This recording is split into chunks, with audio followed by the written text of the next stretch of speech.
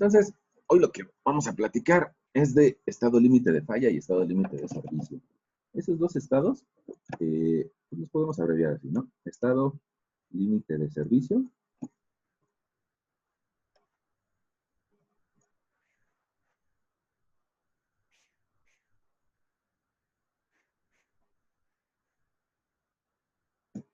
y otro que se llama estado límite de falla.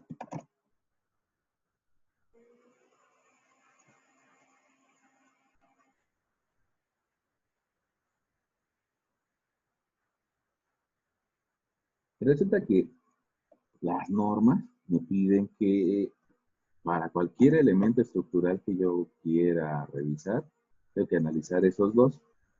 Por ahí, bueno, pues para mí a veces es fácil hacer una comparación, pongamos con una viga de esas que pues, en muchas ocasiones nos piden analizar, y esa viga, pues tenemos que revisar varias cosas. Usualmente, bueno, pues hacemos nuestra gráfica de cortante, nuestra gráfica de momento. Con la gráfica de cortante, tal vez tú lo que haces es revisar el tamaño de esta sección que se resiste a ese corte. Con la gráfica de momento, lo que haces es de que le terminas colocando una serie de varillas a tu sección de viga para que resista la fuerza. Pero resulta que, tal vez un poco menos conceptualizado, resulta que esta viga lo más seguro es de que se deforme, que se cuelgue. Y al momento de que se cuelgue, pues habría que preguntarnos si esa deformación puede ser todavía servible o no para las personas que vivan ahí encima o que trabajen ahí encima, ¿no? Porque puede ser que no se rompa como un puente colgante, pero evidentemente que va a ser muy, muy mala onda si pongamos aquí viviera una viejita y tuviera que andar caminando de forma chueca por su casa, ¿no? Entonces, aunque no se rompa, resulta que estas deformaciones tienen que estar normadas a un máximo. En este caso, bueno, le puse un delta H por ponerle una letra o una variable, que también a veces la conocemos como Y o como flecha. Bueno, entonces ustedes revisan esa deformación, tal vez en base al criterio de Bernoulli-Euler. Bueno, eso lo hacen en estructuras. Pero resulta que hay un límite para esa deformación. De forma así muy sencilla, pues tal vez yo les diría que ese límite anda del orden entre L entre 480 o L entre 240 para condiciones que sí se pueden deformar más en estructuras. Pero de esa misma forma, pues resulta que en suelos también tenemos valores máximos. Los valores máximos que se puede deformar o que se puede hundir en una cimentación, pues tiene que ver con la zona en la que está. Pongamos, si estamos en zona de lomas, las normas me permiten que esta zapata se hunda hasta 15 centímetros. Si estamos en zona de lomas o en zona 1. En zona de lomas me permiten un asentamiento de a lo mucho, perdón, creo que lo dije mal, de a lo mucho 2.5 centímetros. Y en cambio, si estoy en zona 2 o en zona 3, es decir, zona de lago y zona de transición, resulta que las normas, incluso si fueran zapatas o el tipo de cimentación que yo quiera, me dan oportunidad de que se hunda hasta una deformación de 15 centímetros. Ahora, ¿qué pasa si yo me hundo más de 15 centímetros? Bueno, pues que evidentemente que yo no soy el único que vive en esa calle, y entonces muy probablemente mi vecino que tiene una construcción de 2 niveles, yo quiero llegar a construir algo de 3 niveles, 4, lo que sea, y si este terreno se hunde mucho, pues va a tener como consecuencia que mi vecino se va a agrietar. Entonces, por eso las normas me dicen, a lo mucho te puedes hundir un cierto valor. Les decía, tal vez 15 centímetros para zona de lago y 2.5 para zona de lomas. Y eso no significa que la cimentación esté fallando. ¿Qué significa que algo o una cimentación pueda fallar? Ah, bueno, pues esa es otra condición. Esa es otra condición que se presenta debajo de una zapata o debajo de una cimentación cualquiera, y que atiende al hecho de que existen cargas externas. Esas cargas externas, ahorita le voy a poner F, por ponerle un nombre, y son producto de la acumulación de cargas desde el nivel que estamos construyendo hasta el nivel de desplante. Pero además de esa carga vertical, que es común, resulta que cuando vienen algunas fuerzas horizontales, como puede ser sismo o como puede ser viento, resulta que cada uno de los pesos que están arriba en la estructura me van a provocar un momento de volteo. Entonces todas las zapatas tienen una combinación de fuerza y de momento de volteo. ¿Qué le va a pasar a la zapata? Bueno, pues de primera instancia va a intentar hundirse, va a intentar hincarse, pero si sigue presentándose más y más fuerza, pues resulta que el suelo va a empezar a ceder, se puede empezar a plastificar. Y resulta que algunos investigadores se han dado cuenta que debajo de la zapata se genera una zona que intenta hincarse de forma completa, como un cuerpo rígido, intenta meterse. Y después resulta que intenta desplazar al suelo que está a los lados y se genera una zona de equilibrio plástico radial.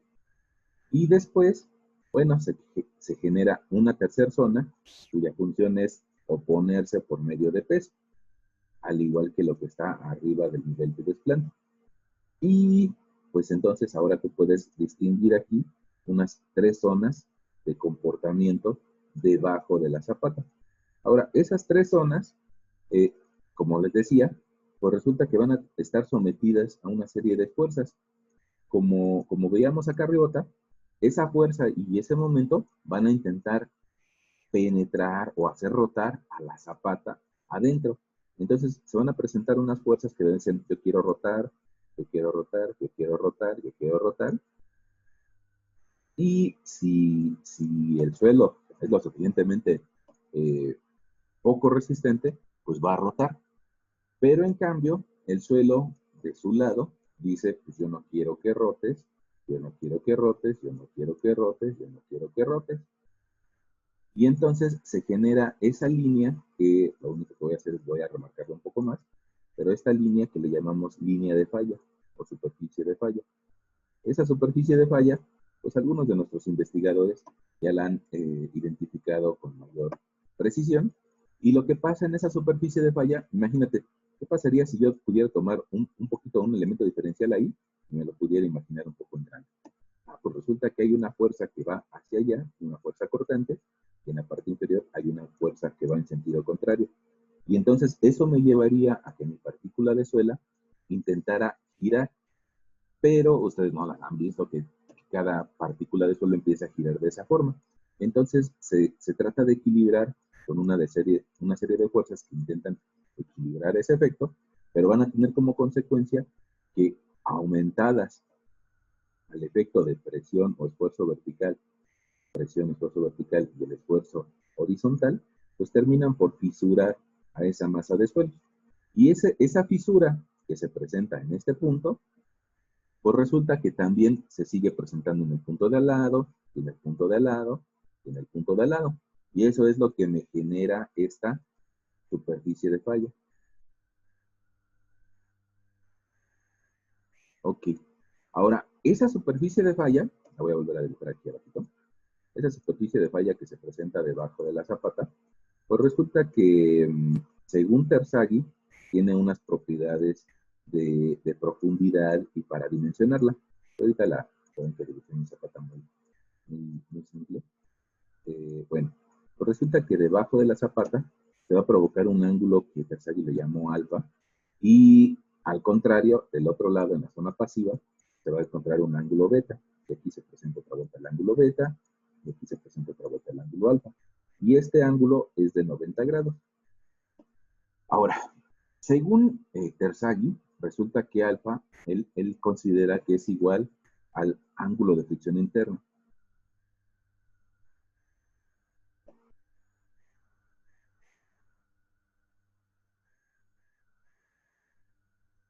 Y según Meyerov, él dice que alfa vale 45 más el ángulo de fricción interna entre 2.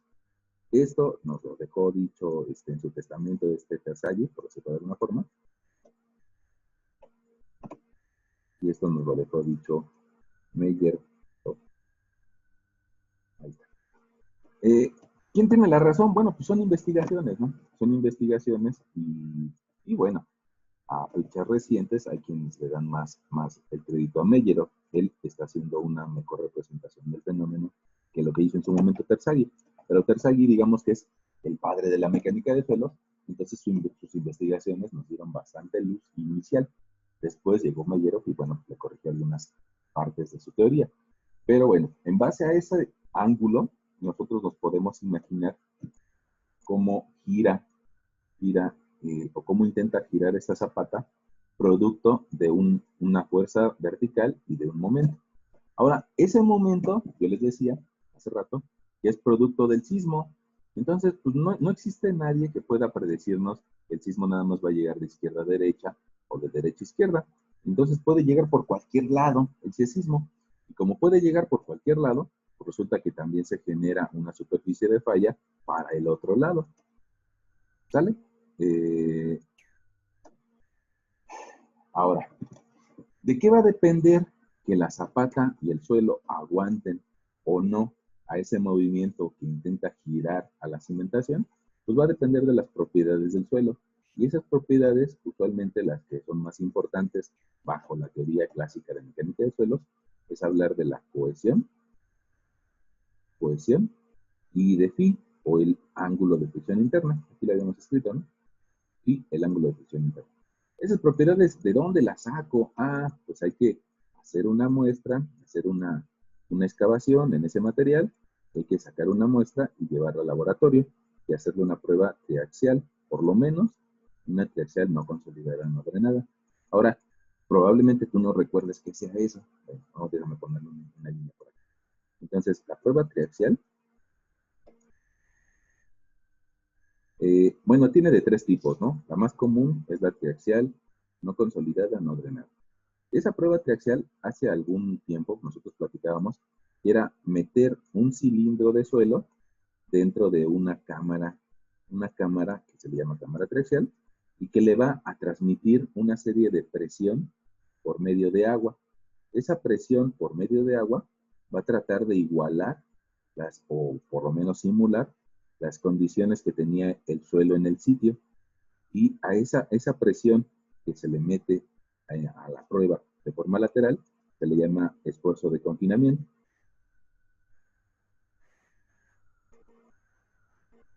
Eso algún día lo platicamos, creo que nos dio un poquito de dolor de cabeza, pero después también platicábamos de que después de tener ese esfuerzo de confinamiento, nosotros ya sea, podemos hacer dos cosas. Hacer una gráfica de esfuerzos cortantes y esfuerzos normales, y ese primer valor de esfuerzo de confinamiento nos iba a dar un punto inicial o un sigma 3. Después resulta que se le aplica un esfuerzo desviador por arriba, y ese esfuerzo desviador por arriba o por abajo va a empezar a comprimir a mi muestra. A medida que la va comprimiendo, lo que va a ir pasando es de que va a ir creciendo el esfuerzo, va a ir creciendo el esfuerzo, va a ir creciendo el esfuerzo, va a ir creciendo el esfuerzo, hasta que va a llegar el punto en el que se rompa. Y en ese punto en el que se rompe, yo ya puedo dibujar mi círculo de Mohr, que me va a dar el incremento de esfuerzos. Ese incremento de esfuerzos o esfuerzo desviador, yo creo que conviene más ponerle así. Esfuerzo desviador, y aquí también lo voy a corregirme, lo voy a poner aquí abajo para que no nos confundamos con este concepto. Voy a colocarle aquí que este es un esfuerzo desviador. Entonces, ese incremento de esfuerzos por arriba y por abajo va a llevar a que mi cilindro se rompa y se va a terminar fisurando o deformando de forma tal que ya no puede tomar más carga. Y con eso construimos algo que le decimos círculo de Mohr. Lo llamamos así porque hubo un cuate que se llamaba Otto Mohr y hace más o menos unos 100 años, 120 años, nos heredó esa forma de dibujar los esfuerzos. Resulta que yo hace algún tiempo también te platicaba que si nosotros podemos meter por lo menos 3 cilindros, pues podríamos imaginarnos 3 círculos de Mohr. Y esos 3 círculos de Mohr, de 3 cilindros distintos, ya me empiezan a generar una ley fenomenológica o una tendencia. Esa tendencia le llamamos envolvente de falla y a esta zona de aquí le llamamos cohesión o C, a poner una flechita, que diga cohesión. Y aquí, de forma con un ángulo con la horizontal, aquí encontramos phi o el ángulo de fricción interna.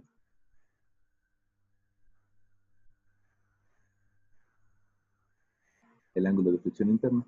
En base a las dos propiedades, que es cohesión y fricción, nosotros podemos estimar la resistencia que se va a presentar debajo de la zapata. Ahora, antes de eso, quisiera que hiciéramos algunas anotaciones. Y esas anotaciones van en el sentido de que no es lo mismo que una cimentación se hunda a que una cimentación falle. Entonces, dicho de otra forma, el estado límite de servicio lo que me revisa son deformaciones.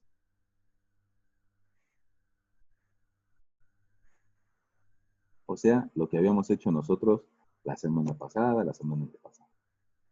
En cambio, el estado límite de falla lo que me busca es encontrar en qué momento se rompe el suelo o una ruptura. Evidentemente que nosotros no queremos que el suelo se rompa, no queremos que se rompa y que la cimentación gire, pero también no queremos que la cimentación se hunda más allá de 15 centímetros o de 3 centímetros en zona de lomas. Y estas dos condiciones de estado límite de falla y estado límite de servicio, pues además de ser parte de un conocimiento general, pues resulta que también nos lo dan las normas, y las normas nos hablan de eso.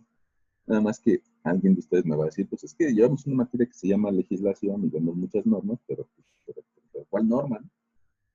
Entonces, resulta que nosotros, el gobierno del Distrito Federal, a través de algunos, bueno, el gobierno del Distrito Federal lo que nos da es el reglamento de construcciones, pues, de la Ciudad de México, ¿no? Ya ven que ya no existe el gobierno del Distrito Federal, sino que es el gobierno de la Ciudad de México. ¿Sí? Bueno, nos da el reglamento de construcciones de la Ciudad de México. Ese reglamento de construcciones pues es muy genérico y es tan genérico que en 100 y pico de artículos nos da las normas para construir. Entonces resulta que hay gente que es un poco más especializada y esa gente que es más especializada pertenece a sociedades de conocimiento. Alguna de esas sociedades pues, se llama tal vez la Sociedad Mexicana de Ingeniería Estructural, la Sociedad Mexicana de Ingeniería Sísmica. Ustedes tal vez me podrán decir del Colegio Mexicano de Arquitectos o el Colegio, no sé, hay algunas diferencias, ¿no? Creo que hay diferentes colegios de arquitectos. Está el Colegio de Ingenieros Civiles de México. Bueno, hay una serie de asociaciones. Y cada una de esas asociaciones pues, son especialistas en algún tema. Estos cuates son especialistas en estructuras, estos cuates son especialistas en sismo, estos cuates son especialistas en arquitectura, estos cuates son especialistas en ingeniería civil, ¿no? Por decirlo de alguna forma. Bueno, pues esas sociedades, digamos que lo que hacen es de que le dan consejos al gobierno, al gobierno y al reglamento y emiten lo que se llaman las normas técnicas complementarias. Y esas normas técnicas complementarias que traen la visión de muchos especialistas, pues evidentemente que existen de diferentes ramas, ¿no? Resulta que hay unas normas de concreto, hay otras normas de acero, hay otras normas de acabados, hay unas normas de cimentaciones, y hay unas que son muy importantes, y la verdad no sé por qué las dejaron hasta el final, pero hay unas normas que hablan de criterios y acciones a tomar en cuenta. Criterios y acciones a tomar en cuenta en el diseño estructural de edificaciones. Yo creo que para nuestra materia, que tú me vas a decir, bueno, pues ahorita que tenemos que estar hablando de normas, bueno, para nuestra materia, yo creo que habría que tomar muy en cuenta las de cimentaciones y las de criterios y acciones para el diseño de edificaciones. Y para eso, pues me voy a permitir dejar de compartir esta pantalla y te voy a compartir la otra, donde vienen las normas. No voy a compartir la pantalla. Ahí es pregunta. ¿Están viendo ahorita las normas? No. ¿No están viendo una Ya. página? ¿Sí? Ya. Sí, ya. Qué bueno. Bueno, ahí, pues yo les decía que hace 2 años, ustedes muy probablemente lo recuerden, tal vez iban en primer semestre, se dio un sismo bastante fuerte en nuestra ciudad y en la parte centro del país, ¿no? Ese sismo bastante fuerte, pues ayudó a que el gobierno emitiera unas nuevas normas. De por sí, esas normas ya se estaban trabajando unos 2 o 3 años antes y ya prácticamente estaban listas cuando tembló en septiembre del 17. Y eso aceleró el proceso y los motivó a que lo sacaran con mayor celeridad. Bueno, pues resulta que estas normas nos modifican las normas antiguas, las normas del 2004, incluso aquí en la portada de las normas nos lo dice, ¿no? Acuerdo por el cual se actualizan las normas técnicas complementarias. Y aparte, generaron unas nuevas normas para revisión de seguridad estructural. Pero bueno, estas normas, de repente, hay gente que nos vende espejitos, ¿no? Yo por ahí he visto que algunos de ustedes, llegan a pagar una lanotota para comprar unas normas o un reglamento oficial, por decir algo, en la papelería o en una editorial, cuando es una información pública. Esto lo publicaron en el Diario Oficial de la Federación, y al publicarlo en el Diario Oficial de la Federación, pues ustedes podrían ir a una biblioteca y sacarle copias a una biblioteca que cuente con esa Gaceta Oficial, o bien lo pueden bajar de internet. En específico, lo que yo les decía hace un momento, la Sociedad Mexicana de Ingeniería Estructural, Sociedad Mexicana de Ingeniería Estructural, les permite bajar estas normas, que son como 700 hojas, sin que ustedes paguen, por tener una versión impresa. Y ustedes pues nada más van a imprimir las que les interesen, ¿no? Entonces, fíjense, por aquí, estas normas, yo me permití hacer algunas anotaciones. Pongamos, por aquí en la página 8, nos habla de todas las que norman ellos, ¿no? La de acero, la de concreto, la de madera. Y ya les decía, estas dos que nos van a ser particularmente importantes para nosotros, la de cimentaciones y la última, la de criterios y acciones para el diseño estructural de edificaciones. Bueno, fíjense, si nosotros nos vamos aquí a las de cimentaciones y empezamos a darle una leída, pues resulta que nos dicen, además de investigar el suelo, y que ahorita si quieren checamos algunos de los requisitos, nos dice, fíjate, todas tus cimentaciones tienes que verificar su seguridad. ¿Y qué significa verificar su seguridad? Pues mira, por lo menos quiero que revises el estado límite de falla y el estado límite de servicio para zapatas y para losas. Además, quiero que también quiero que revises para cimentaciones compresadas el estado límite de falla y el estado límite de servicio. Y también, si llegaras a usar pilas y pilotes, quiero que también revises estado límite de falla y estado límite de servicio. Entonces, era lo que yo les decía hace un momento, ¿no? Si nos lo pide la norma que hay que revisarlo, pues hay que hacerlo. Bueno, después estas normas, bueno, nos dicen por ahí cuáles son sus variables principales. Y después, una notita que me gustaría platicar con ustedes, es de que dice, así, para empezar la norma nos dice, las presentes normas no son un manual de diseño, ¿eh? Ojo, o sea, lo que yo te diga no quiere decir que es únicamente lo que tienes que responder, sino que además tú puedes hacer otras revisiones más allá de lo que te pide la norma. Por lo menos tienes que hacer lo que pide la norma. Otra cosa que me gustaría platicar con ustedes es, bueno, la zonificación hace un par de meses ya la platicamos, ¿no? Zona dura y zona del lago.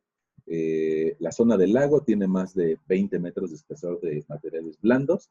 La zona de lomas tiene menos de 3 metros de espesor de materiales blandos. En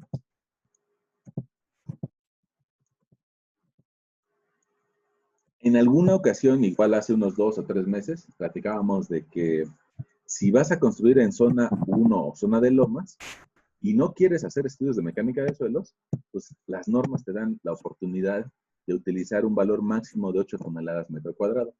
Y si no quieres hacer estudio de mecánica de suelos en zona de transición, te dan la oportunidad de utilizar hasta un valor de 5 toneladas metro cuadrado en zapatas. Y ojo, aquí cambia la cosa, ¿no?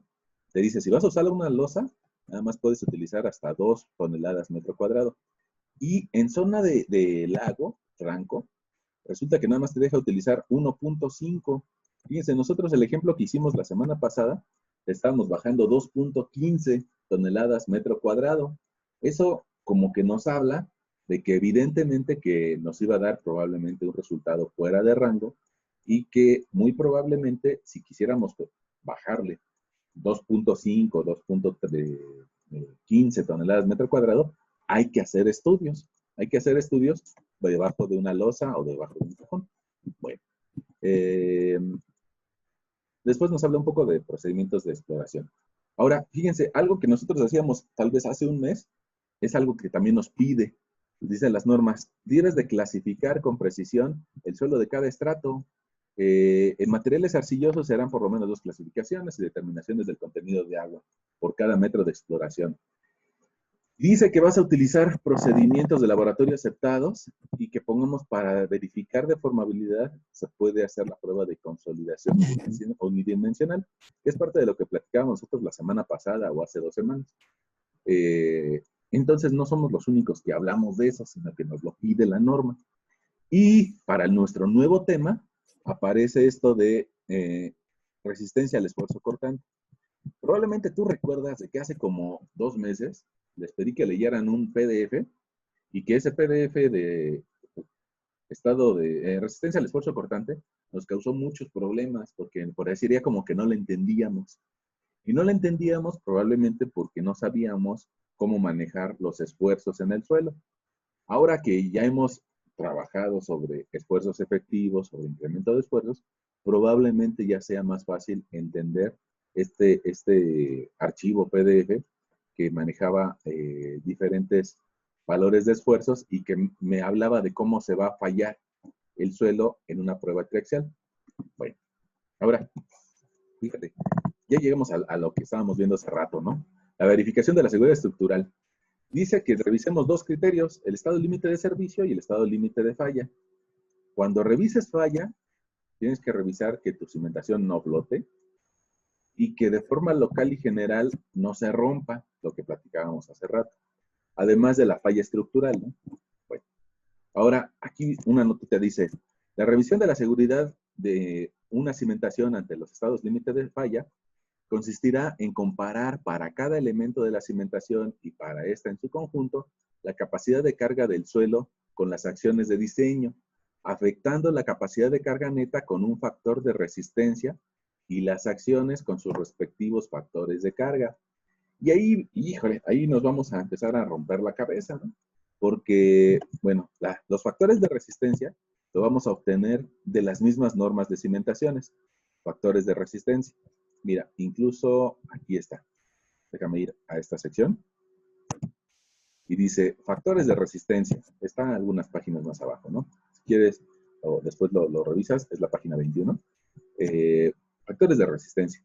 Dice que estos factores de resistencia, dice, serán los indicados en la sección 3.4 de las normas técnicas complementarias sobre criterios y acciones para el diseño estructural de edificaciones. O sea, las normas de cimentaciones no me dan factores de carga. Los factores de carga los tengo que revisar en los criterios generales. Dice, para estados límites de servicio, el factor de carga será unitario. Y lo que sí me dan las normas de cimentaciones es un factor de resistencia, o sea, del suelo, ya sea debajo de zapatas o para otros casos. Bueno, después nos detenemos a platicar sobre eso. Pero entonces habría que preguntarnos de qué factores hablan las normas de criterios y acciones para el diseño estructural de las edificaciones. Y esa, tenemos que dar un salto cuántico. Aquí estamos en la página 21. Y si quisiéramos ver esos factores en las normas de criterios, pues tendríamos que ir a la página casi 700, o específicamente en la página 692. Ahí en la 692 estamos en las normas de criterios y ahí sí nos hablan de que las combinaciones de cargas de las que habla esta misma norma en el punto 2.3 serán de 1.3 para cargas permanentes y 1.5 para cargas variables. Entonces, fíjate, ahí ya nos habla de algo diferente a lo que probablemente alguno de tus profesores te haya dicho o tú hayas visto en algún libro. Probablemente veías antes que el factor de carga era 1.4 y hay gente que se quedó clavada con ese valor de 1.4 y lo siguen manejando de forma indistinta para carga muerta y para carga viva. Y aquí no, aquí ya nos está diciendo, oye, tienes que utilizar un factor de 1.3 para cargas permanentes y 1.5 para cargas variables. Esa es otra historia, ¿no? ¿Cuáles son las cargas variables? Bueno, y también nos dice acá otra historia, ¿no? Cuando algún día te toque hacer algún diseño para construcciones del grupo A, como un hospital, como una escuela, bueno, pues esos factores cambian. Y otro rollo, también te dice, fíjate, para cuando revises estados límites de servicio, o sea, deformaciones, vas a tomar un factor de carga unitario.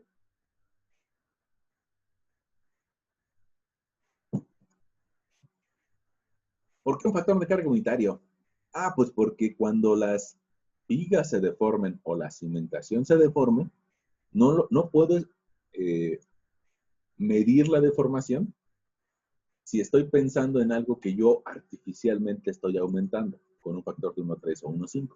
No, las deformaciones las tenemos que medir con la carga real que va a estar bajando por esa estructura. Entonces, por eso, al momento de que yo revise deformaciones o estado límite de servicio, me van a pedir que lo haga con un factor de 1, o sea, que no lo amplifique. Es otra historia muy completamente diferente cuando me piden que la revise por falla. Cuando reviso por falla, ahí sí me interesa amplificar el efecto y hacerlo más grande de lo que es. Por eso lo multiplico por un factor de amplificación. E incluso voy a utilizar cargas variables que son mucho más grandes de las que en realidad tiene esa estructura. Pero eso es porque voy a revisar falla. Cuando revise servicio, mi factor de carga es de 1. Nosotros la vez pasada no utilizamos un factor de carga porque estábamos revisando deformaciones. Hasta la vez pasada estábamos revisando deformaciones y no le poníamos factor de carga. Bueno, en cambio, para revisar falla, ahí sí vamos a tener que ponerle estos factores de 1.3 y 1.5. Ahora, para cuando en algún momento va a temblar, y sobre todo en nuestro país, ¿no? Entonces, algún momento va a temblar y en ese momento te dice, utiliza un factor de 1.1.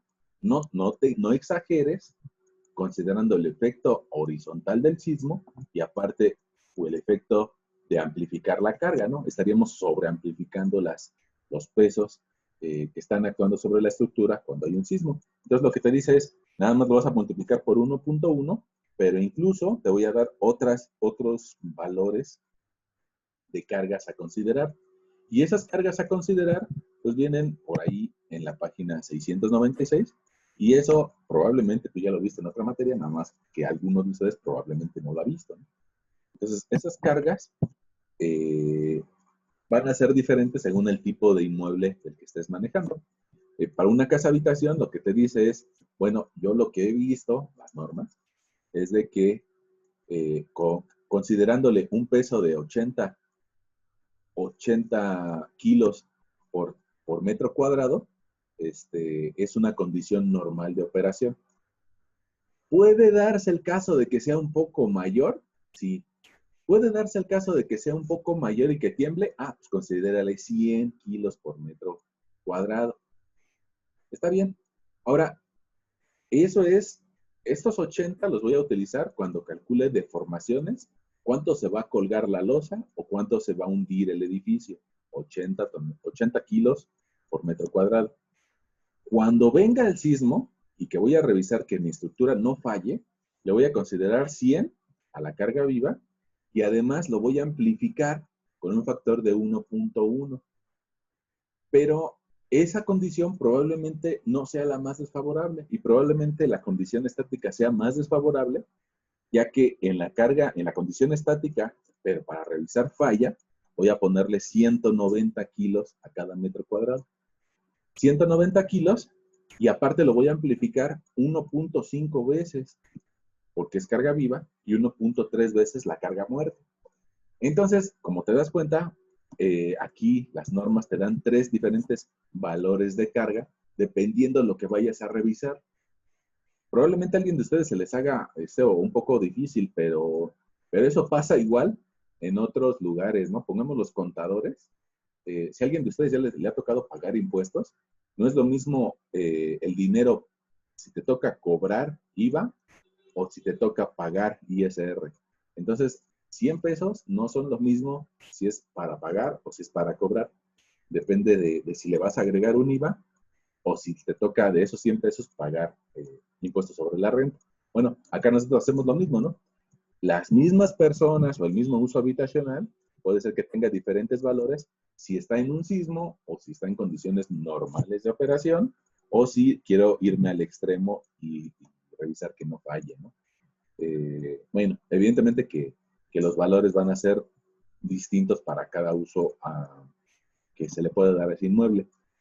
Pongamos, yo ayer les decía a los chicos, a ver, ustedes échenle un ojito ahí a donde están ahorita exactamente tomando la sesión, ya sea que estén en su recámara o sea que estén en la sala, y ustedes pregúntense, aquí a cada metro cuadrado de piso, ¿hay una carga de 80 kilos? ¿O es menor? ¿O es mayor? ¿Qué pasaría, pongamos, si llegara la familia de mis tíos o de mis primos y llegaran a vivir con nosotros, ¿no? Probablemente si llegaran a vivir con nosotros, entonces sí yo llegaría tal vez a ese peso. Tal vez de forma inicial, una sola familia viviendo en un departamento probablemente no lo alcance, pero si hay 2 familias viviendo en un departamento, sí lo va a alcanzar. Y bueno, pues siempre hay que ser un poco conservadores y pensar en que siempre existe alguien que se pasa de lanza y que lo utiliza un departamento como bodega, ¿no? Y que lo llega a utilizar con una carga máxima. Entonces, para eso están esas condiciones, esas probabilidades. Bueno, regresemos a nuestra norma de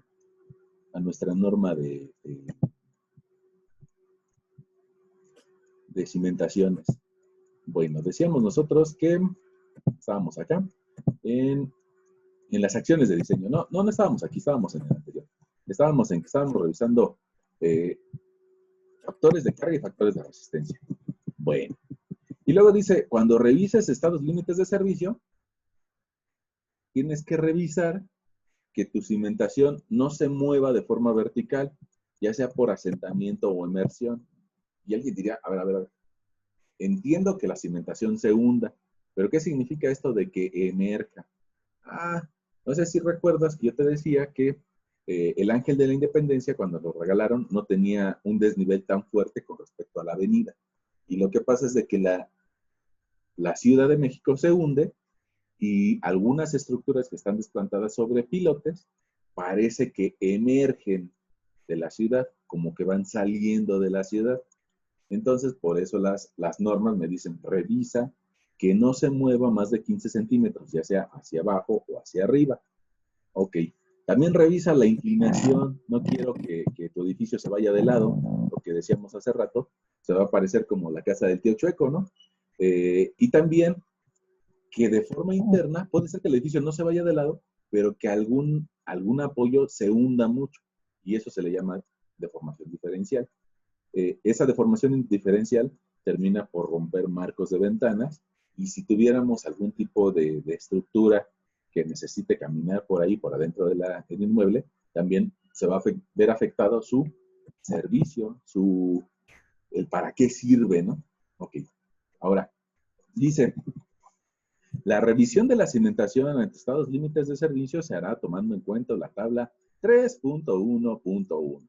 Eso suena, evidentemente suena como a los abogados, ¿no? Según el artículo 326 de la norma de quién sabe qué. Bueno, aquí estamos haciendo lo mismo, ¿no? Porque es un instrumento del gobierno en el cual trata de regirnos. Entonces vamos a ver la norma, la tabla 3.1.1. Vamos a ver si creo que...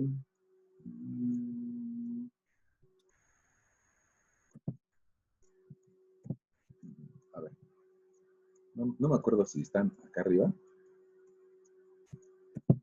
si no, pues mejor vamos bajando poco a poco, ¿no? Sí, aquí está, estaba pegadito. Dice la tabla 3.1.1, límites máximos para movimientos y deformaciones originados en una cimentación.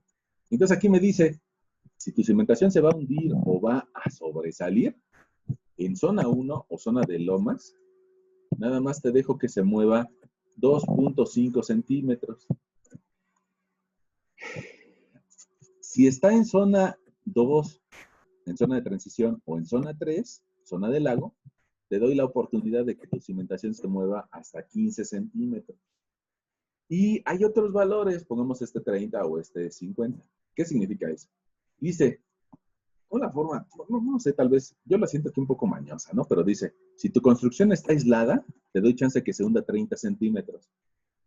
¿Qué tan fácil o qué tan difícil es tratar de encontrar un predio en la zona centro del país, en la zona centro de la ciudad, que no tenga vecinos, que mi edificación no le afecte a ningún vecino? Pues es la verdad bien pequeña la probabilidad, pero pues nos da esa posibilidad, ¿no? Si no tienes vecinos, te doy chance hasta 30 centímetros. Pero lo más seguro es de que muchos de ustedes, donde construyen, van a tener vecinos. Entonces hay que irnos a la condición de colindantes. Son 15 centímetros lo que nos marca la norma. Eso que yo te decía hace rato al inicio, y parecía que nada más yo lo estaba inventando, bueno, lo dice las normas, ¿no? Y otra revisión que nos dice es que cualquier edificación no se puede inclinar más allá de este valor. Más allá de este valor. Ese valor lo que significa es un porcentaje con respecto a su altura. Si quieren, platicamos un poquito, pongamos, ahora después del sismo igual, resulta que algunas edificaciones se inclinaron, y para esas edificaciones que se inclinaron, pues habría que revisar si todavía cumplen con su estado límite de servicio. Para eso, podríamos hacer esta pantalla un poco más pequeña. Podríamos reducir esta, mandarla del lado derecho, del otro lado abrir esta y poder trabajar esa ecuación.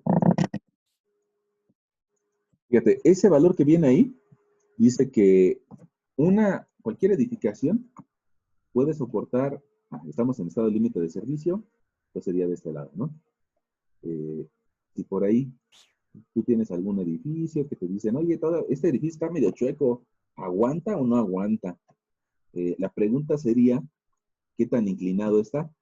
Entonces, intencionalmente lo voy a dibujar inclinado, ¿no?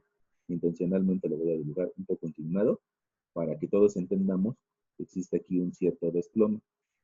Y ese edificio vamos a considerar que tiene 6 niveles. 6 niveles. 6 niveles, ¿como qué altura te llevan a pensar? Si cada nivel tiene tal vez unos 250, entonces 6 niveles, pues hacen 15 metros, ¿no? 15 metros. Entonces, el valor que viene en las normas me dice la inclinación máxima que puede soportar una edificación y que esté todavía dentro del rango de servicio es 100 entre 100 más 3 veces la altura de la construcción. Y todo este valor está dado en porcentaje. Ok, pues está bien. Órale, entonces mi inclinación máxima la voy a escribir como 100 entre 3 veces 15 metros. Entonces 3 veces 15 metros son 45 metros. Entonces aquí abajo te voy a escribir entre 145 y ese valor va a estar dado en porcentaje. Entonces mi inclinación máxima resulta que va a valer 100 entre 145 y me da un valor de 0.689%. Eso significa que esa inclinación máxima, si la escribo de forma decimal, es algo así como 0.00689, ¿no? Ahora, ¿para qué es de forma decimal? Pues para poder aplicarlo a cualquier altura. ¿Estás de acuerdo que ese es un porcentaje o un valor decimal de una altura? Y eso me podría dar mi desplome máximo, si yo multiplico la altura de la edificación, la altura de la construcción, por ese valor de 0.00689. 68.9. Y resulta que mi desplome max va a ser el valor que yo tengo por 15 metros. Y a mí me da 0.103 metros. O sea, 10 centímetros. Resulta que, déjame cambiar de colorcito, estos son 10 centímetros. O sea, un edificio de 6 niveles, como mucho, y ya llegando al límite de lo inseguro, de lo inservible, me permitiría aquí un desplome de 10 centímetros.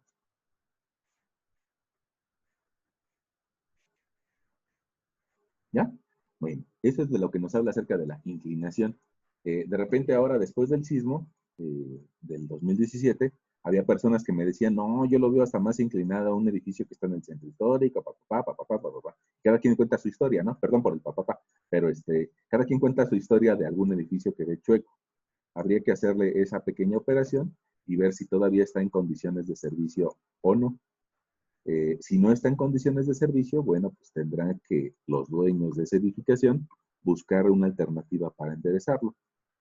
O si no, buscar una alternativa para demolerlo, ¿no? Porque ya no está cumpliendo con lo que nos dicen las normas, que es condiciones de servicio. Límites para condiciones de servicio, ¿no? Ok. Ahora, sigamos revisando las normas. Resulta que nos habla acerca de tipos de combinación. Nada más que esa tabla como que está interrumpiendo algo que nos iban a decir. Fíjate. Acciones de diseño. Dice que hay dos tipos de combinaciones. El primer tipo de combinación, que nos marca la norma, dice, acciones permanentes más acciones variables. Con este tipo de combinación se revisarán tanto los estados límite de servicio como los de falla. Ya nos quedó claro, ¿no? Deformaciones y ruptura. Las acciones variables se considerarán con su intensidad media para fines de cálculos de asentamientos u otros movimientos a largo plazo. Otra vez, voy a volver a subrayarlo, ¿no? Dice, las acciones variables se considerarán con su intensidad media para fines de cálculos de asentamientos. Otra vez, las cargas con las que calculo cuánto se hunde el edificio van con intensidad media, o sea, con carga de 80 para uso habitacional. En cambio, punto y seguido, dice, para la revisión de estados límite de falla, se considerará la acción variable más desfavorable con su intensidad máxima y las acciones restantes con su intensidad instantánea. Okay. Entonces dice, cuando revises falla, considera la acción variable más desfavorable con su intensidad máxima. Entonces, no sé si recuerdan que el peso de la casa habitación, de uso habitacional, cuando tenemos las condiciones máximas, no recuerdo si era 180 o 150, que es muy diferente a los 80 que habría que considerar cuando revisemos servicio. Vale. Y nos habla de un segundo tipo de combinación. Las acciones permanentes más acciones variables con intensidad instantánea y acciones accidentales como sismo o viento. Ahí, eso de sismo y viento, ya ven que es bastante frecuente en nuestra zona. Y te manda incluso a otra norma. Te dice, congruente con lo especificado en las normas técnicas para el diseño por sismo, los efectos bidireccionales para la revisión de estados límite de falla de una cimentación bajo este tipo de solicitación, se deberán considerar las acciones de la siguiente forma. 100% del sismo en una dirección y 30% en la dirección perpendicular a ella, con los signos que para cada caso resulten más desfavorables y se repetirá este procedimiento en la otra dirección. Ojo, ahí viene algo que es importante y que nos debe de llevar al concepto de el sismo. Resulta que cuando analices límite de falla, estado de límite de falla, tu inmueble me lo voy a permitir dibujar así, de forma tridimensional. Resulta que no sabemos en qué sentido va a llegar el sismo. Puede ser que llegue en este sentido, puede ser que llegue en este, si fuéramos muy ortogonales, pero resulta que también existe mucha probabilidad de que el sismo llegue así medio de lado, ¿no? O que llegue por atrás, o que llegue por donde sea. Entonces, lo que nos dice la norma que hagamos es, bueno, como no sabes por dónde va a llegar el sismo, haz un análisis en el que consideras que el 100% de la carga llega en un sentido, 100% de la carga sísmica llega en un sentido, mientras que en el otro sentido llega un 30%. Ah, y después haces otro análisis donde le vas a cambiar el sentido. En lugar de que ese sismo llegue, bueno, no. En lugar de que llegue de izquierda a derecha, ahora vas a considerar que llega del otro lado, de derecha a izquierda, y probablemente siga actuando hacia el fondo ese 30%, pero también las mismas normas te dicen, oye, ahora también revísalo con el 30% hacia el otro lado y elimina este. Entonces, eso nos da un montón de combinaciones de cómo se van a comportar las presiones en las esquinas. Entonces, por decirles algún ejemplo, ¿no? Puede ser que sea la carga vertical más 100% del sismo en X más un 30% del sismo en Y. Y luego vas a tener otra combinación que va a ser carga vertical más 100% del sismo en X menos 30% del sismo en Y. Y vas a tener otra que va a ser carga vertical más 30, bueno, perdón, esta, menos el 100% del sismo en X más el 30% del sismo en Y, carga vertical menos el 100% del sismo en X menos el 30% del sismo en Y. Y luego habría que experimentar lo mismo, pero ahora variando carga vertical más 30% del sismo en X más 100% del sismo en Y, carga vertical menos 30% del sismo en X más el 100% del sismo en Y, y luego otra carga vertical más 30% del sismo en X menos 100% del sismo en Y, carga vertical menos 30% del sismo en X menos 100% del sismo en Y. Y entonces ya te lleva un montón de combinaciones, ¿no? Yo me imagino que todas esas combinaciones ustedes las ven en estructuras. O sea, analizar, por decirlo de alguna forma, 1, 2, 3, 4, 5, 6, 7, 8. 8 combinaciones de sismo, más una condición de carga vertical compuesta como 1.3 veces la carga muerta, más 1.5 veces la carga viva. Esta sería con un factor de 1.1, ¿no? Y esta de acá, bueno, pues es una condición estática. Más la condición de servicio, que es carga muerta media por 1.0. Entonces, bueno, esas condiciones, tal vez ahorita lo platicamos, pero en realidad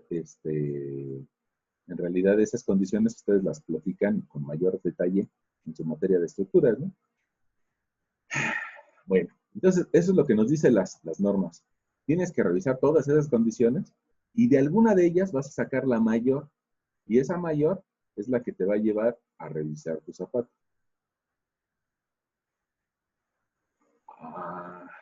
Puede ser que alguna otra te genere una condición también de inestabilidad, porque tal vez genere tensiones en la cimentación. Y por eso se vuelve pues un poco importante hacer las revisiones con todas esas combinaciones, ¿no? Ok, vamos a ver, ¿qué más nos dice la norma? ¿O qué más me gustaría que ustedes vieran el día de hoy? Me gustaría que vieran algo que no viene en la norma, como para que se lo lleven como idea, más que como para calcularlo, ¿no? Fíjense, ahí les presento un librito de Fowles. Es un libro muy bueno, inclusive mejor que el Braha, pero está hecho por un estructurista y tiene esa visión de estructurista. Entonces, en este librito me gustaría que vieran algo acerca de capacidad de carga, o sea, del estado límite de falla. El problema de este librito es que está en inglés, ¿no? Bueno, vamos a ver. Lo bueno de los libros en inglés es que traen dibujitos, ¿no? Miren, ahí tenemos el esquema que hace rato yo les platicaba acerca de lo que se había imaginado Terzaghi. Terzaghi dijo, bueno, voy a poner un peso encima pues el suelo debajo va a intentar girar. Según Terzaghi, este giro, sobre todo en arcilla, puede presentarse de forma circular. Lo que yo les decía hace rato acerca de las trayectorias de falla con las pruebas triaxiales, pues también nos lo muestra aquí nuestro círculo de Mohr. Y resulta que eso que les platicaba hace rato, por ahí llegaron otros investigadores, habría que, si quieren meterse a leerlo, al ratito se los comparto, pero esos otros investigadores, el más importante tal vez sea Meyerhoff, y según Meyerhoff, la línea de falla que yo les dibujaba al inicio de la clase está determinada por este ángulo alfa. Ese ángulo alfa, según Meyerhoff, también se los decía hace rato, es igual a 45 más pi medios. Y la geometría de esta línea de falla la podemos encontrar si utilizamos una expresión que viene un poco más adelante. Mira, esta expresión que viene un poco más adelante.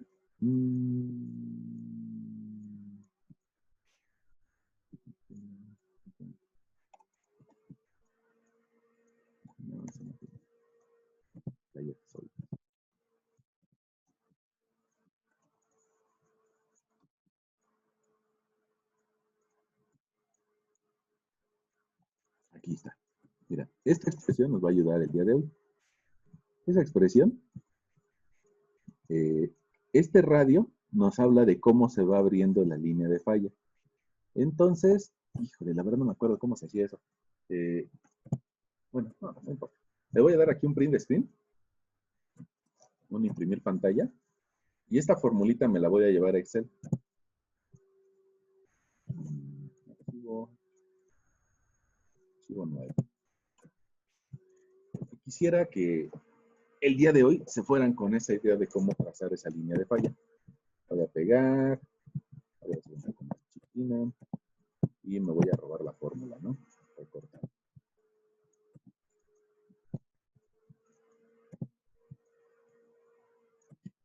¿Qué es lo que me interesa que vean el día de hoy?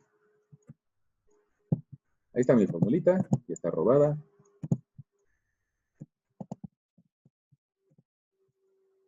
Y entonces le voy a decir a mi lector qué vamos a hacer el día de hoy. Vamos a analizar la línea de falla bajo una zapata. Esa zapata, vamos a proponer, ustedes me dicen de cuánto. Sobre una arena con ángulo de fricción interna. Eso sí, yo se los propongo, luego les platico por qué, pero ahorita se los voy a proponer, tal vez con un ángulo de fricción interna de 36 grados, ¿sale? Esos 36 grados es el ángulo de fricción interna. Y una pregunta, ¿de cuánto les gusta una zapata corrida? ¿Cuánto le ponemos de base?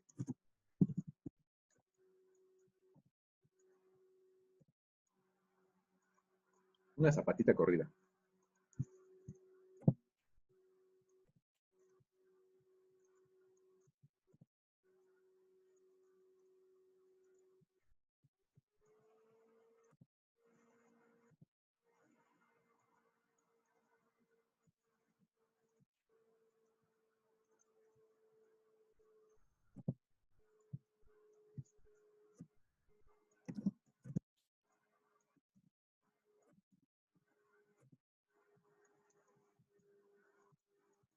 Ustedes disculparán como que luego yo me siento medio lento acá, ¿no? Pero, vamos a imaginarnos una zapatita corrida.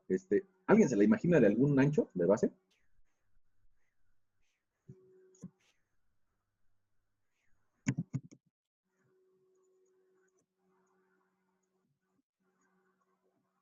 Yo la propongo, ¿va?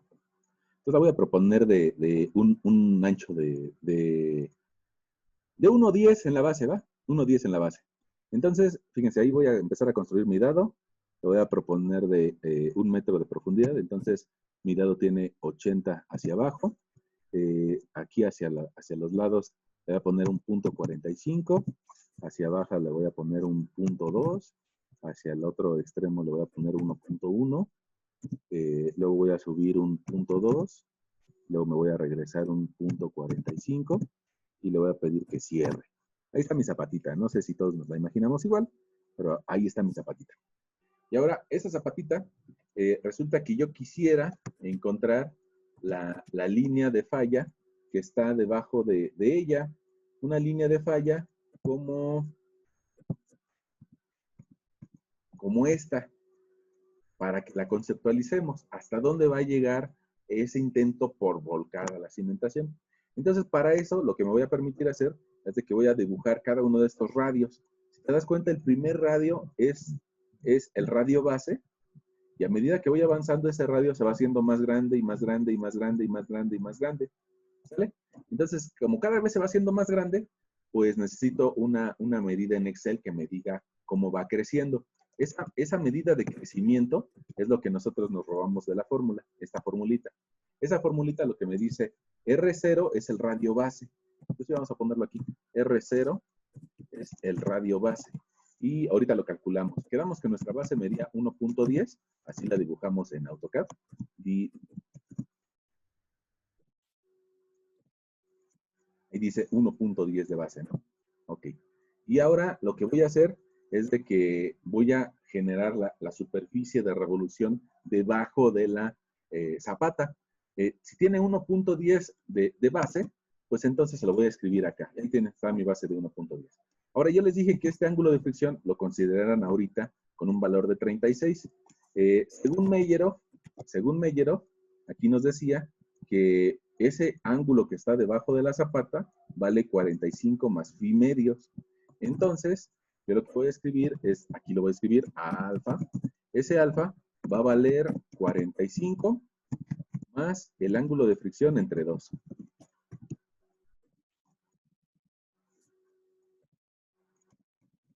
Y eso me lleva a un 63. Entonces yo requiero que esta línea que se abre o que genera el triángulo que intenta hincarse tenga una abertura de 63 grados con respecto a la zapata. Entonces, para eso en AutoCAD te voy a generar una línea que vaya de aquí hasta acá, por decirlo de alguna forma. Ah, mira, lo puedo hacer más. Aquí hasta acá. Y después la voy a rotar en el sentido contrario de las manecillas del reloj, un valor de 63 grados. Menos 63. Y resulta que lo voy necesito una línea igual desde el otro extremo. Entonces la voy a copiar o le voy a hacer un espejo, ¿no?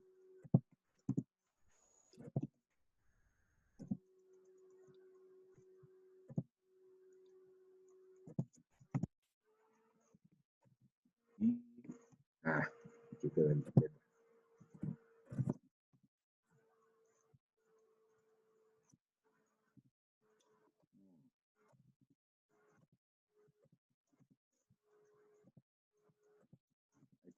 Ahí está mi zona de abajo, al igual que mi esquema del bowles.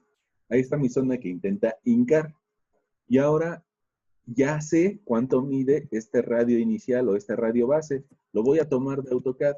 Lo podría yo calcular, pero mejor lo tomo de AutoCAD. Y si selecciono esta línea, resulta que aquí me está dando una longitud de 1.2115. Entonces, ese valor lo voy a escribir en Excel, 1.2115. Y a partir de ese valor, yo puedo encontrar cada uno de los radios que me van a definir mi superficie de giro. Para eso tengo que dibujar estos radios. Entonces, lo que voy a hacer es de que esta primera línea, le voy a decir que quiero un array o un array polar.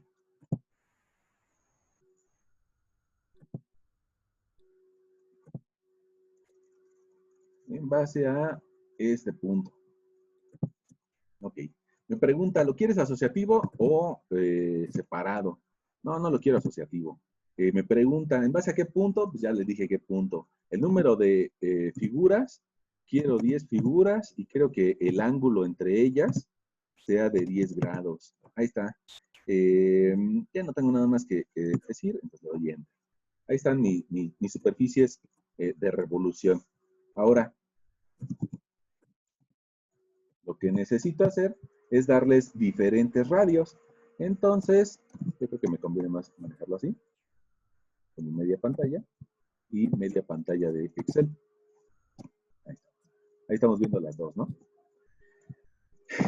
Mi primer radio ya lo tengo para un ángulo con respecto a ese radio inicial de 0.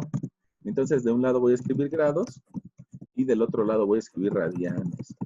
Resulta que esta expresión me pide a θ en radianes. Entonces, le voy a decir que inserte otra fila y le voy a decir que estos dos datos son de, son el ángulo θ. Ángulo θ. Y el otro también. Ok. 0 grados, 10 grados, 20 grados, 30 grados, 40 grados, 50 grados, 60 grados, 70 grados, 80 grados. Y esos mismos valores los puedo transformar a radianes si le escribo radianes y me voy a la columna de lado. Ahora, yo necesito, mi formulita me pide que además de tener esos valores en radianes, que ya los tengo, que lo multiplique cada uno de esos valores por la tangente de phi. Entonces, si quieren, puedo tomar esa formulita con control V, control V, y decirle que lo voy a recortar. Y entonces nada más voy a ocupar esta parte de la formulita. Esa parte de la formulita me va a dar mi siguiente columna. Esa nueva columna la voy a conformar por mi valor anterior en radianes por la tangente del ángulo phi o el ángulo de fricción interna. Nada más con un pequeño problema, que Excel cuando trabaja tangentes, senos y cosenos, lo hace en radianes. Entonces primero le tengo que decir que quiero la tangente del ángulo cuyo radian es 36 grados.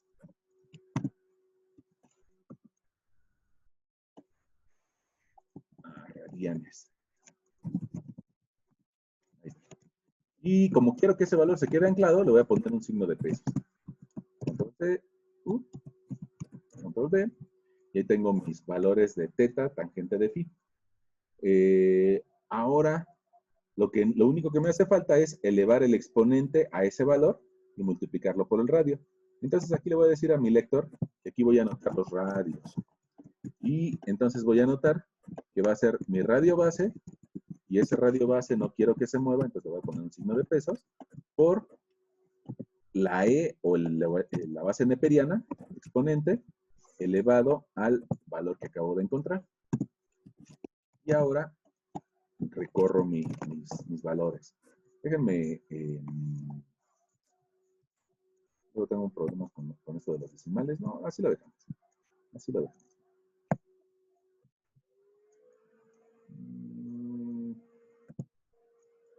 Para que sea más fácil para todos, ¿no? Ok. Mi primer radio, ya sé cuánto vale. Vale 1.212. Y miren, si le doy clic aquí y le pido las propiedades, me va a decir, sí, vale 1.2115 o 21.2. Ahora, lo que voy a hacer es de que para el siguiente radio voy a trazar una circunferencia que me permita cortar ese radio. Y esa segunda circunferencia va a medir 1.375. Hasta esa circunferencia, si yo quiero llevar mi primer radio, ahí está. Y entonces ya la circunferencia ya no me sirve. Voy a trazar otra circunferencia en el mismo punto, pero ahora que mida 1.561 y voy a extender mi segundo radio hasta ese punto. Y ya no me sirve la circunferencia. O me serviría si yo le pudiera cambiar el radio. Vamos a ver si se lo puedo cambiar 1.772. Y ahora voy a hacer llegar hasta ahí mi tercer radio.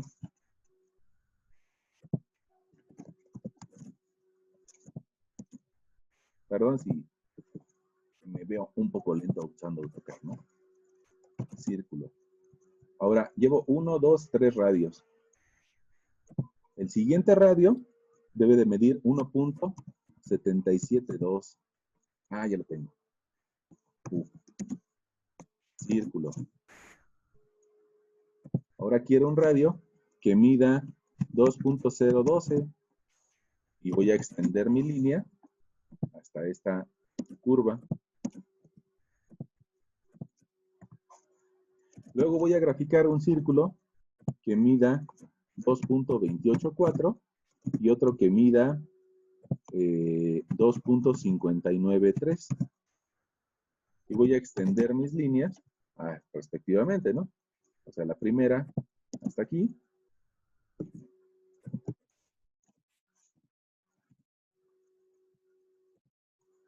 La segunda hasta la segunda línea. Me hacen falta 3. Ahorita las encontramos. Un círculo que vaya de aquí y que llegue hasta 2.94. Otro círculo que empiece ahí y que llegue hasta 3.34. Y otro círculo que empiece aquí y que llegue hasta 3.793. Entonces, quiero que mi última línea llegue hasta el final. Quiero que la otra llegue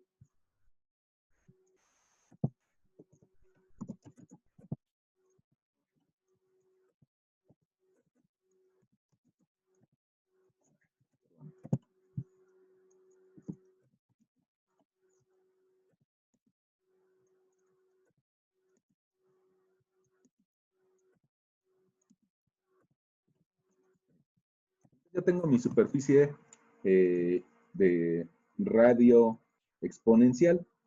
Esa radio exponencial me va a permitir encontrar mi superficie de falla en función del ángulo de fricción interna que por ahí yo les sugerí.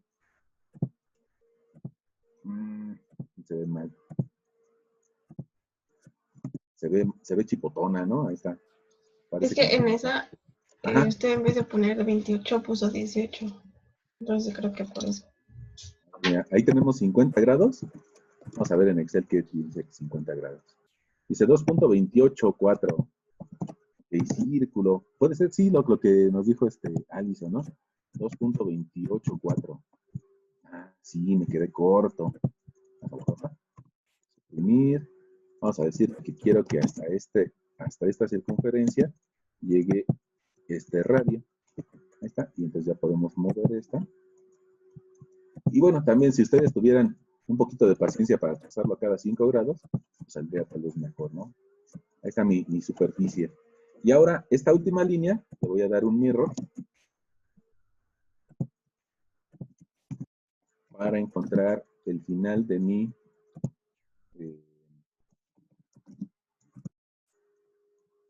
superficie de falla. Bueno, aquí estoy haciendo.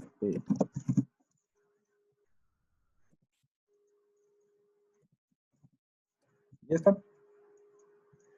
Ahora, ¿para qué me interesaba que lo vieras el día de hoy?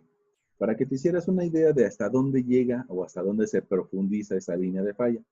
Para una base que mide 1.10, la máxima profundidad que tal vez yo alcanzo a ver aquí, pues tal vez sería aquí en este punto. Y entonces, si voy y lo mido de forma vertical, pues tengo una profundidad de 2.17. ¿Eso a qué concepto me lleva? Déjame cambiarme acá. A este espacio gráfico. Fíjense que resulta que nosotros ahorita pudimos trazar nuestra línea de falla y nuestra línea de falla para una zapata que se pretenda construir en una grava o en una arena que tiene una base de 1.10, nos está llegando esta línea de falla hasta una profundidad de 2.17.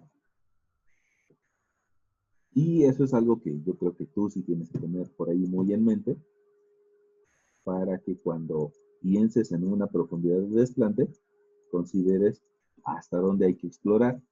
Por ahí, cuando analizábamos estados límites de servicio, nos dábamos cuenta que había que explorar mucho más abajo. En esta, si nada más lo que nos interesa es evaluar la falla, y fuera nuestro interés evaluar que no gire ante la presencia de un momento y una fuerza, bueno, pues por lo menos habría que explorar 2.17 metros por debajo de esa zapata. Pero eso es sabiendo que hay un ángulo de fricción de 36 grados. Y en muchas ocasiones, precisamente es lo que no sabemos, ¿no?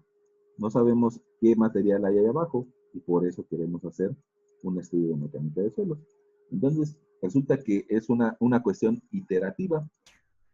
Podemos imaginarnos por cierta experiencia una base y podemos imaginarnos qué tipo de material va a haber ahí abajo. Pero evidentemente que este material va a ser, o ese ángulo de fricción, tiene que ser confirmado en base a la muestra que tú tomes de cierta profundidad y a la que le hagas unos cilindros y a ese cilindro lo sometas a una carga que te permita encontrar tus, círculos de Mohr. Y ya que tengas el círculo de Mohr, podrías saber cuál es el ángulo de fricción. Y parece que es como un círculo vicioso, pero, o sea, no sabes nada, pero poco a poco vas encontrando los valores que te permiten estimar de forma correcta la cimentación. Entonces, de forma genérica, muy genérica, podríamos decir que este 2.17 es más o menos como el doble del ancho.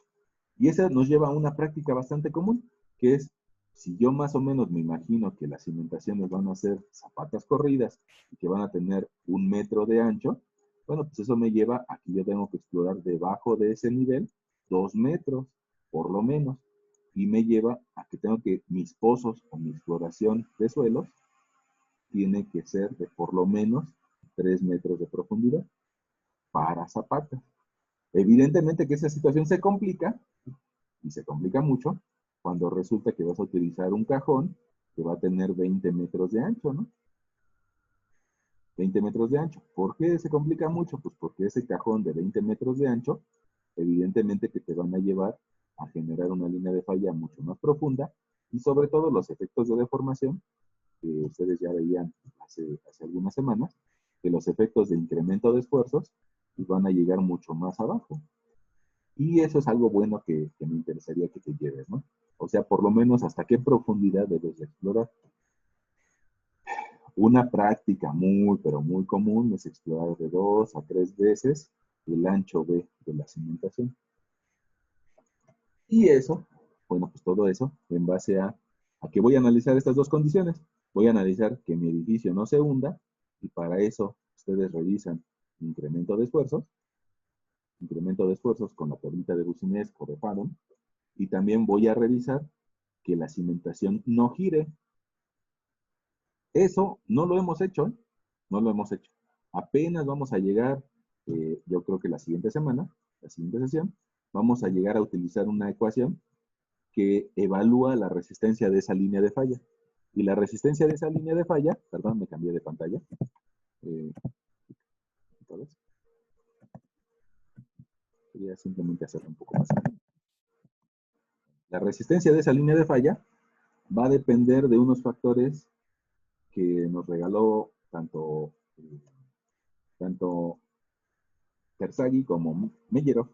Y la ecuación que vamos a utilizar la siguiente sesión va a ser CNC SC más QNQ SQ más 1/2 de B por N gamma S gamma de gamma. Bueno, una formulita muy parecida a esta es con la que nos vamos a estar peleando las siguientes clases.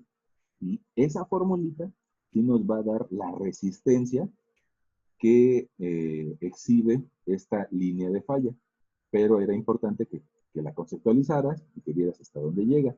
Ahora, ¿qué es C? Pues es la cohesión.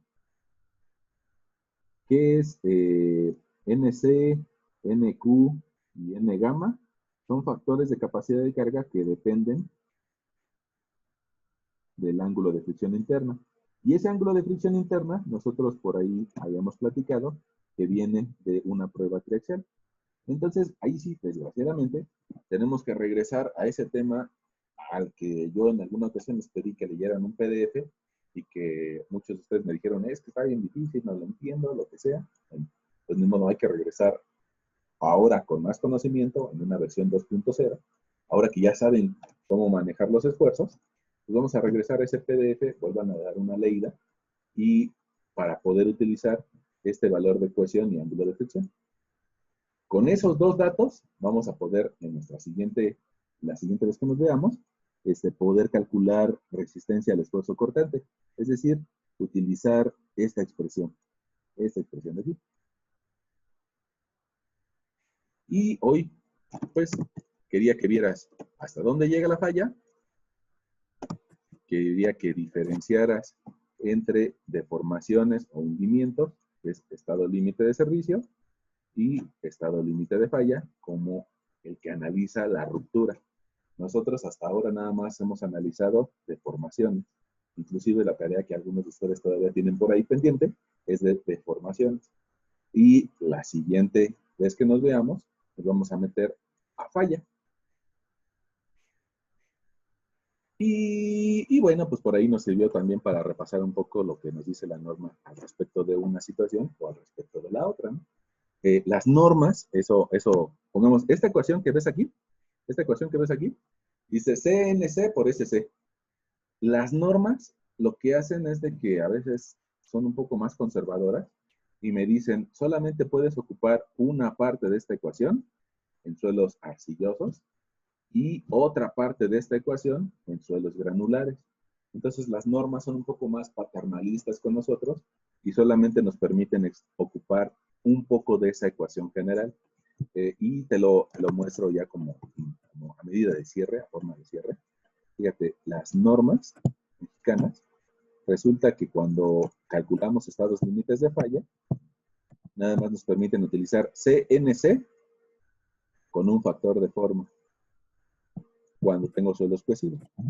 Y cuando tengo suelos friccionantes, me permiten utilizar el otro cacho de la forma.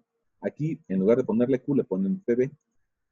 Por NQ, B, N gamma, gamma entre 2.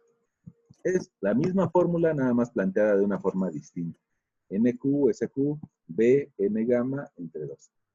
Es la misma fórmula planteada de una forma distinta.